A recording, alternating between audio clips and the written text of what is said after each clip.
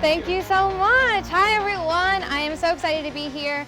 I'm Chesleah. I work at Microsoft. It's going to be a really fancy talk for y'all. It'll probably be a little bit beginner friendly. Is anyone familiar with JSON Web Tokens? This is awesome. Are you guys familiar with some of the attacks on them? Okay, fantastic. So this might be a learning experience for some of you.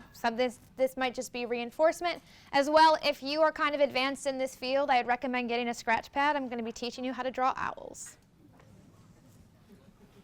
All right, so I'm just going to tell you a little bit about me, my team introduction, all about JWTs or JWTs. I'm going to have you look at some insecure JWT code, look at some attacks, and as well, you're going to draw some owls for fun. So I'm Chesleah. While we do have that awesome intro, I am local to this area. I'm a Florida State alum. I previously worked for the federal government. I'm an offensive security enthusiast. Doesn't mean I'm good at it, just means I enthuse about it. I'm a mentor, a world traveler. I love jumping off and out of things, and I frequently ask, how? I work on the services pen test team, which is honestly the coolest team I've ever been able to work on. Yes, I started in 2020, but I also previously worked for places like NASA, which could be objectively pretty cool. So the services pen test team at Microsoft is probably the coolest place I've ever worked. A little bit about us. We are too cool. We have two teams. We have the red team and the application security team. The red team emulates known threat actors to achieve really cool things that I can't talk about. We also have the application security team, which I work on, which isolates and identifies cold vulnerabilities to also achieve really cool things. So something you should know from the name, we work on services within Microsoft, so anything that you touch usually comes to us. Anything as a user in the front end we usually don't touch, but anything in the back end we do touch. We also work jointly with the blue team and with threat hunters to achieve other really cool things. And if you're wondering, we are hiring, and I was forced to put this in. But honestly, we are the coolest team ever. You can find us at aka.ms, best team ever, if that even says a little bit about us. Yeah. So, I mean, it's a pretty good job there.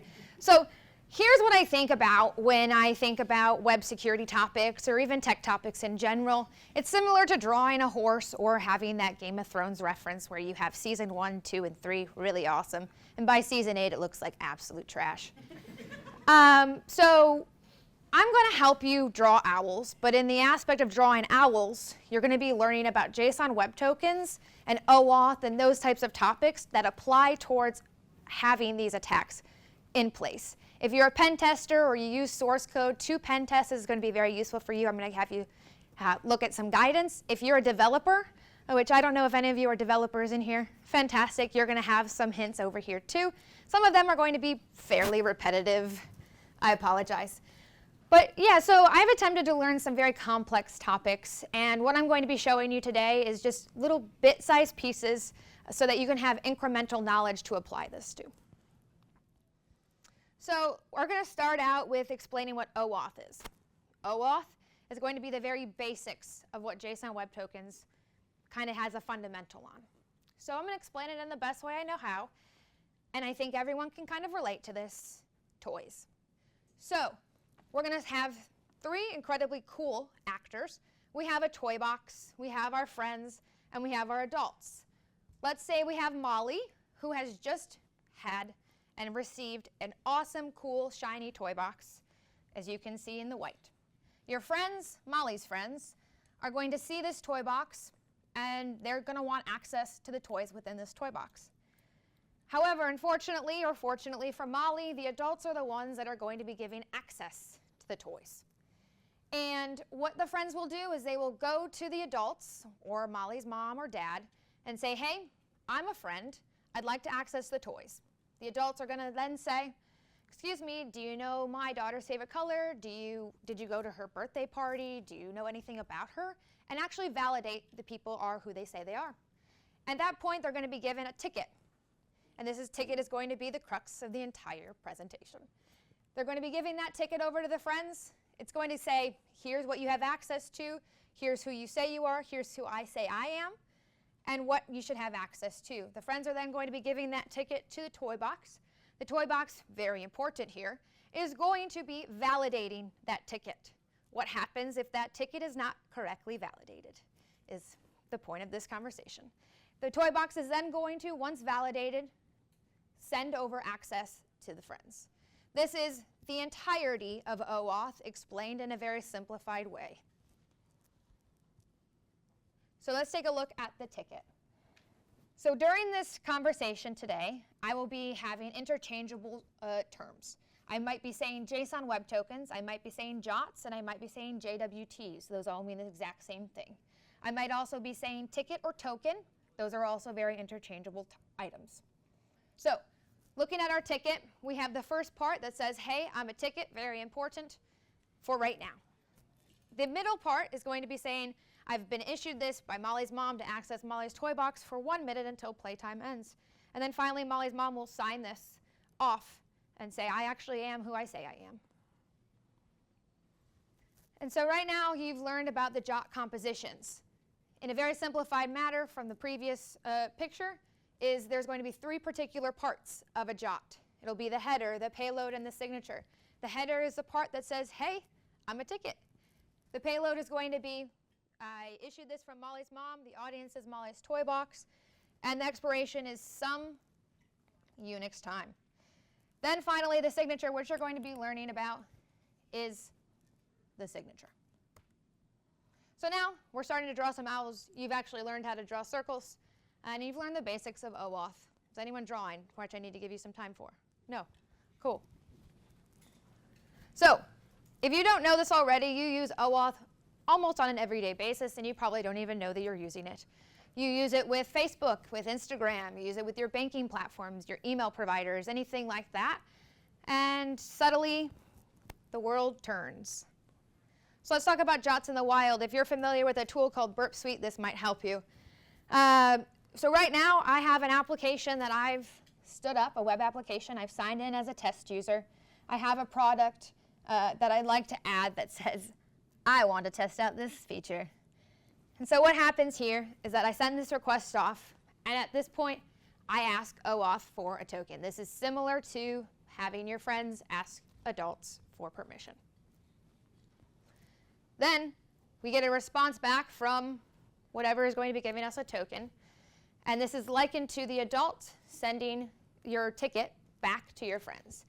In this, it's going to give you the bearer token, which is also known as your JWT or JWT. Inside is going to say access token. What's really important here is that it consists of all of the different pieces, right? So those 3 pieces of the composition of the JWT is going to be right in there. Not as pretty as it once was. Then your friends are going to go and try to get access to whatever API or endpoint that they wanted to access in the first place. So when I hit add product, what does it actually go to? And this point, it's an API called to-do list. I'm going to send in my authorization header with the bearer token that I received from the server, from the adults, for example. And this is going to be likened to your friends going to the toy box. Then finally, after validation, which you don't actually see, thankfully, but developers you will see, this is going to be sent back, and you get access, and you have a 201 created for the eventual look of this. So this is just kind of the technical steps of what it actually looks like on the back end and what my team works on every single day. So why do we use JWTs? Well, there's a ton of different lists. I'm not going to explain what each of these means. That would be pointless. You're going to get these slides at the end so you can look them up for yourself. They're simple, they're flexible, they're stateless, they're contained, they're compact, secure, and standardized. And what do we use them for? Authentication, session management, and access control. Something that I didn't mention, and something that's very, very important to the further attacks, is going to be claims. Claims are something that is asserted about a token. So for example, our ticket here that says it is a ticket, but it also has a few claims in the middle. That's going to be the body or the payload. It's going to have an audience claim, which at the bottom says, who is this token actually meant for? Molly's toy box. The issuer is Molly's mom, which asks who issued this token and is it from whom I expect. Then as well has the expiration, which is 5 p.m. today, a little bit different from after playtime, but I wanted to give you a hard-coded example.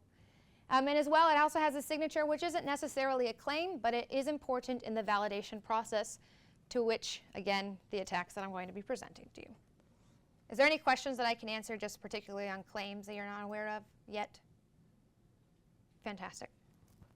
So now we're filling in the blanks of what JWTs are and how they work, and you can continue to draw your owls if you'd like. I see someone drawing. I don't know. Are you drawing an owl? Yeah. Yeah. So I'm gonna pause for your ability to be artistic. But I'm gonna go in 5 seconds. All right. I think that was more than 5 seconds. But okay, so token validation, ticket validation, JWT validation, whatever you want to call it. It is the called resource's responsibility to validate every single token it receives. This is important, all right? It validates the audience, the issuer, the signature, and the expiration. So do not expect that anything else will be validating. Developers, please. So I told you that this is going to be a comprehensive analysis. Unfortunately, I only have 40-ish minutes. So I can't tell you every single attack, but these are going to be pretty much the crux of JWT attacks. And it's important to note that almost all of these fall under broken authentication. It is because JWTs by themselves are not insecure. It's actually on how they are implemented. So again, going back to a callback of the slide, it is how the called resource actually implements and handles those JWTs. So it's important also here is that broken authentication is the #1 OWASP common vulnerability for web applications, as well as #2 for web APIs. So this is not uncommon to see, but fortunately for you, I'm going to be talking about something that's pretty simple. So we're going to be talking about unvalidated signatures, authentication bypass via an unvalidated issuer, authentication bypass via token expiry, and an authentication bypass from lack of audience validation. Why did I choose these? Well, not only because they are very easy to understand, oh yeah, I have a slide for this. They're quick wins for pen testers. This is quite easy to find. It's also quite easy if you use source code for pen tests.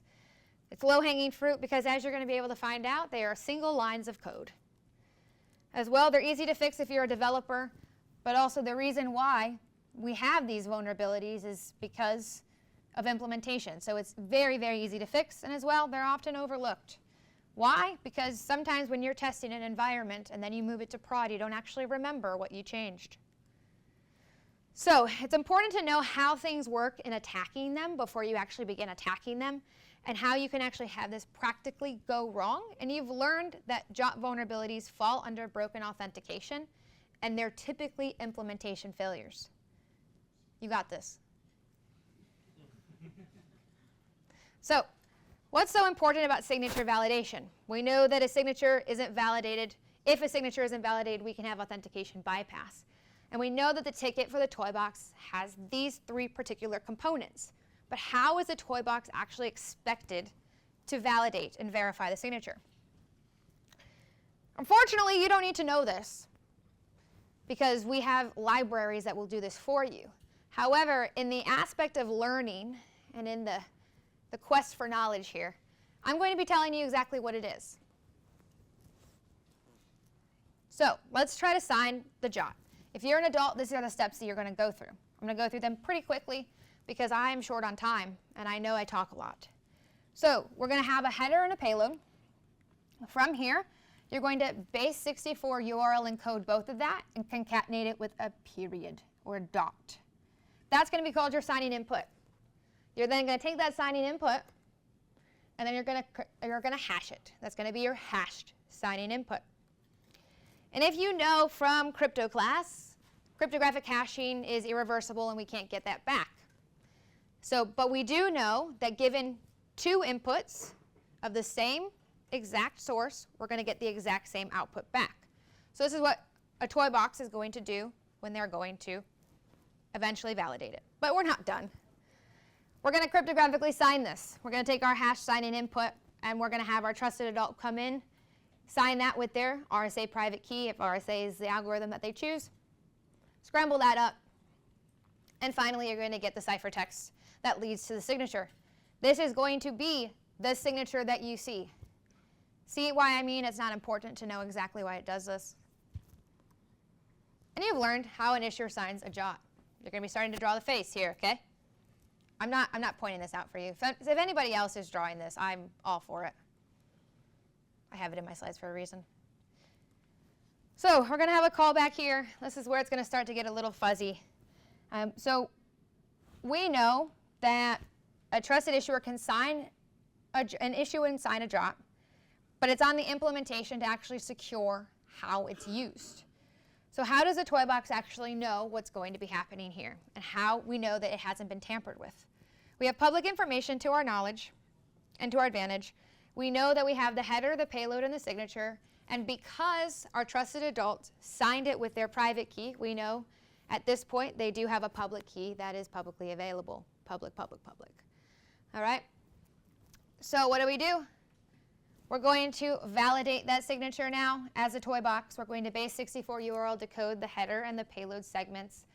At this point, all of this is not complex whatsoever. Again, these are going to have libraries that do it for you. So please don't do this on your own. I'm going to tell you this very, very often. But you can use something like JWT.io. You can also use something like JWT.ms if you ever get a JWT, if you want to manually validate this. And at this point, we didn't talk quite about this, but it's the portion that says, I'm a ticket. If it says, I'm a ticket, and you're looking for that, you're going to continue this process. If it doesn't, and it says, I'm a nuisance and I'm here to cause mayhem, you're obviously going to reject it. This is where it gets a little fuzzy, literally. So we're going to redo our hash sign and input. Because we have the header and the payload, we know that we can replicate it and hash it all over again. So once we do that, we have the toy box calculated hash. Then, because we know that the adult has signed it with their private key, we're going to take, again, that public key knowledge that we have, and we're going to submit it over to what the adult originally sent to the friends. From there, you get the hash signing input that is decrypted from the adult, and we have two particular hashes that we can think about at the end. So what we want to do here is compare the toy box calculated hash to the decrypted original hash of the adult. And are they the same? If they are, then we know that the signature has been validated. If it isn't, then we know that at some point, whatever point, doesn't really matter, that the token has been modified and you are expected to reject it. So now you've learned how an application validates the JWT signature. And here we go again. So it's important in aiding your understanding on how this actually works. But again, please don't do this manually. Do not roll your own crypto. It results in many different vulnerabilities as well as broken authentication, which are the attacks that I'm going to be showing you. I'm also going to be showing you some .NET code, but there are all different libraries and all different programming languages that do this for you. So let's get into the attacks. So we're going to be talking about signature validation bypass. So this is asking, what if the application doesn't actually validate this signature? So we have an application here. We have an attacker named Eve, like our good old crypto class. And then we also have a server. So if I'm Eve, and I know that an application isn't validating the signature, what I can do is I can just craft a token, or I can send over a request for a token. The server is going to give me a legitimate token back, and there's nothing malicious here. It's all legitimate traffic. What happens now if I'm Eve, what I can do is I can have my username as Eve, I have permissions as right, and I'm a basic role. But I can tamper this token to have whatever type of authorization that I want. I can then change my name to admin. I can create my role as administrator. I can keep my right privileges because I have access to literally anything I want. So I take this new token that I've modified and I submit it over to the application. And if you remember from my emphasis, is that it is the application's responsibility to validate this. Because the application looks this over and doesn't actually validate whether the token is legitimate or not, it sends this through, and if I am attacking, I can impersonate, modify, or elevate my privileges, because why not? The application isn't actually checking. So this is going to seem a bit repetitive, and it's a bit small, so if you can't see this, I will explain this a little bit more in detail if you can't. This block of code is actually going to have every single vulnerability that I'm going to be talking about in it. This is going to be .NET code because we are Microsoft, and that's what we're familiar with working in. But this is the only block of code that you're going to have to remember today. So if you're a code-assisted pen tester, or you perform pen tests, or excuse me, if you're a developer, this is going to be extremely helpful to you. If you're a pen tester in general, sorry, this doesn't really apply to you. But right here you have in a block, it's going to be required signed tokens is equal to false. Typically, this is not going to be disabled. But if you're a developer, for example, and you'd like to figure something out quickly and you want to disable validation, this is what you might disable just for funsies. It's a quick and easy fix, but a quick and easy win if you're a pen tester, but you won't actually see this if you don't use code. So again, this is not live examples. It's very important to tell you that. These are applications that you can intentionally make insecure. But again, all programming languages have standard libraries to do all these checks for you that have secure defaults. Again, while I show you .NET code, there's something similar to Java, to Python, which is one of my favorites.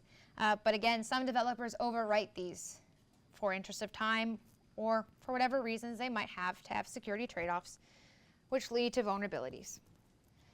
So some guidance for you if you're an attacker, some guidance for you if you're if you're a developer.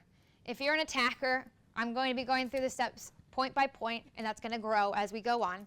If you're a developer, these are probably going to stay the same because not a lot of things change for you. But if you're an attacker, what I'd like for you to do is I want you to identify a web application that you suspect has JWT tokens through a proxy like burp. Here then, you're going to remove the token from the request and check if it's actually changed. If it hasn't, then it's probably other things that might persist the session, but otherwise, keep going. If you delete some characters from the signature, does it return an error, fail, or succeed? If it has an error message or a different page, then the signature is definitely being checked and you don't have a win. But if it is the same, the signature is not being checked, so what you're going to do is then tamper the payload. If you're a developer, I want you to use an up-to-date library for handling JWTs. Ensure proper negative testing, which means that your application is going to gracefully handle things that it shouldn't. As well, do not roll your own custom authentication library, see number 1. As well, at minimum, your application should check for signature validation, but this should be enabled by default. Oop. So you learned what vulnerabilities exist in not validating signatures, and you're continuing to draw an owl. So I want to have some audience participation here. These are pretty simple examples, but I want to make sure that you're on the same page with me. In our example of a toy box adult and our friends, one of these parties is the issuer. I think I've talked about it enough, but hopefully you know that it's going to be the adult, which is going to be our next attack. So now we have Eve, a nice young child who is very, very nice. She's a nice lady, but she used to be Molly's friend, and she isn't anymore. But because she used to be a friend, she knows the exact way a ticket needs to be signed, what shape it looks like, what qualifications it needs to have in it, and she can basically do whatever she wants to the ticket to make it look exactly like it was before. She's going to go to an issuer, or a ticket store in our case, and say, here's exactly what our ticket looks like. And at this point, our ticket is going to look exactly the same, except for the fact of an issuer. At this point, the ticket looks as if it's signed from Molly's mom. Excuse me.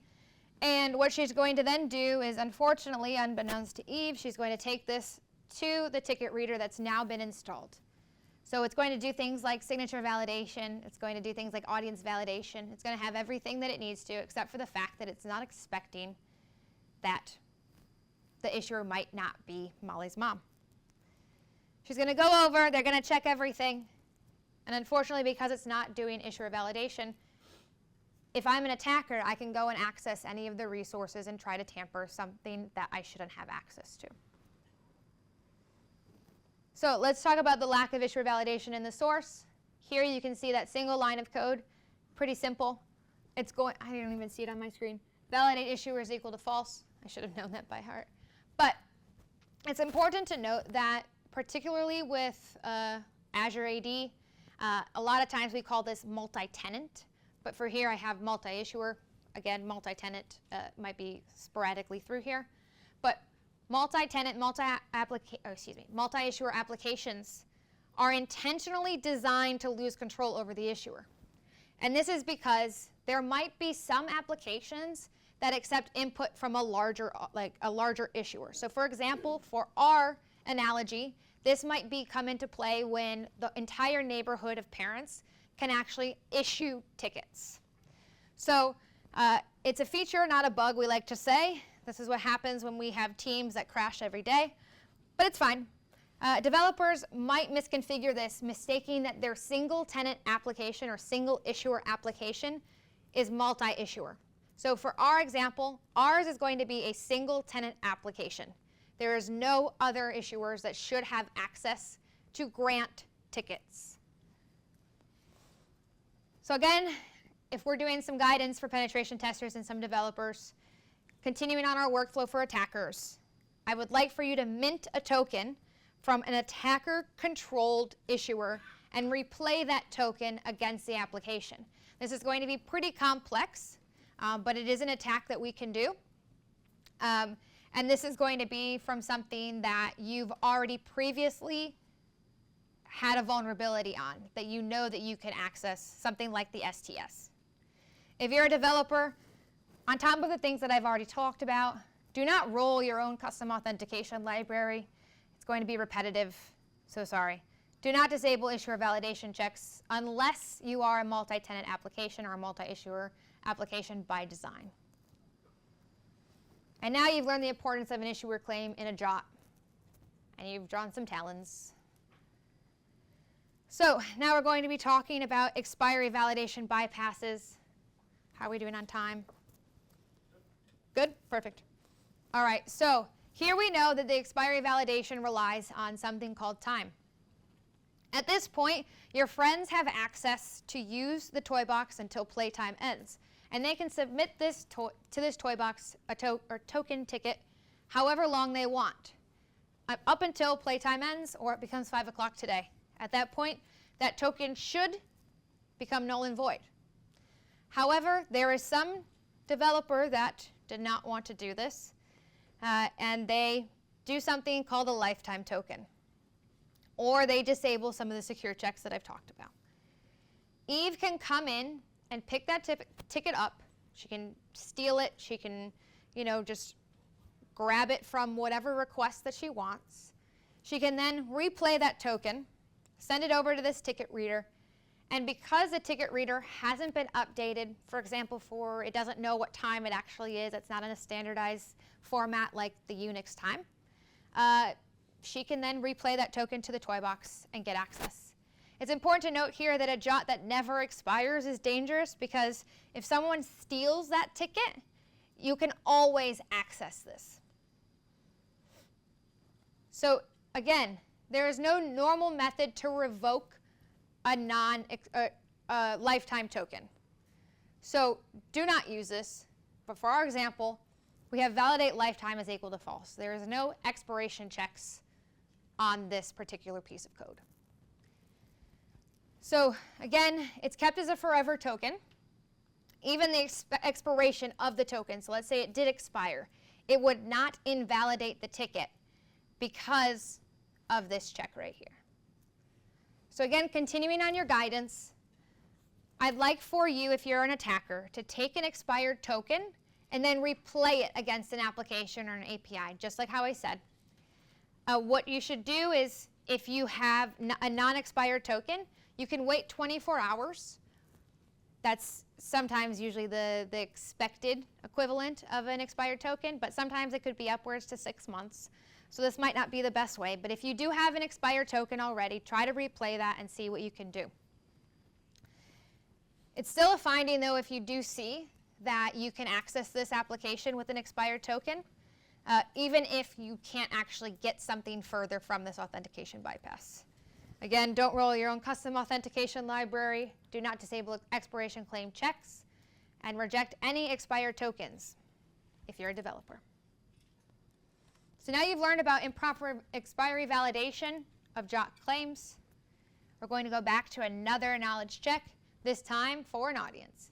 This is actually what stumped me typically when I was going through JWTs and learning web security, because most of the time I thought the audience was actually who was giving the ticket or the token. Unfortunately, it's going to be your toy box, which is going to be one of my favorite attacks so far. So right now you have an audience, or excuse me, you have the main players typically of our analogy. You have the adult, you have the toy box, and you have your friends. This is going to go exactly how you think it is. Same way, nothing new here. Your friends are going to be able to play that token against the toy box, and this is normal use. There's nothing malicious about this. However, we have a fancy new toy box, and the only problem is that this is your siblings. And we don't like the siblings that much, but your friends do. And so they can take that actual token that they received for your toy box and push it onto the new toy box. Why is this? Because at this point, the toy box for your sibling is not validating the audience. At this point, they are expecting it to come from the trusted adult company, but they're not explicitly checking the entire full claim. So they do see that string trusted adult company, but they don't actually see that it's supposed to go to your personal toy box. So in this point, in a real world scenario, what could happen? Something like this could give users and therefore malicious attackers permissions to access otherwise inaccessible services, which is, again, one of my favorite vulnerabilities, when they should only be given access to certain ones. Going back to a single line of code. Validate audience is equal to false. This is typically enabled. Like I said, one of my favorites because it is so easy to fix. But there are so many times, because this is an optional claim, people put this in and it's not going to be validated. So just don't disable audience checks. If you're an attacker, again, we're going to go back. Check if you can replay a token intended for one service to another service. If you can, typically you can get privileges and access like elevation. If you're a developer, again, not to be repetitive, don't roll your own custom authentication library. Don't disable audience checks, and reject tokens that don't explicitly match your audience claim. There are some times that I see people, and particularly with the services team, that they have multiple different services that can run on it. And because they have one particular owner, they don't do explicit checks. And now you've learned proper validation, audience validation, and its importance on security. And in summary, you've drawn a complete owl. And I've given you an easy analogy for OAuth, simple checks for pen testers and developers. Ooh, yeah, I'm on time. You've learned issuer signing and application validations. You've seen an authentication bypass without signature validation. Unless you're an MTA, which is multi-tenant application by design, you should validate the issuer. You should set reasonable token expiration times. You should implement token revocation mechanisms, explicitly check for audience claims, and relied on tried and tested SDKs and libraries because you don't roll your own custom authentication library. And I hope you've learned how to draw an owl, and thank you so much for having me.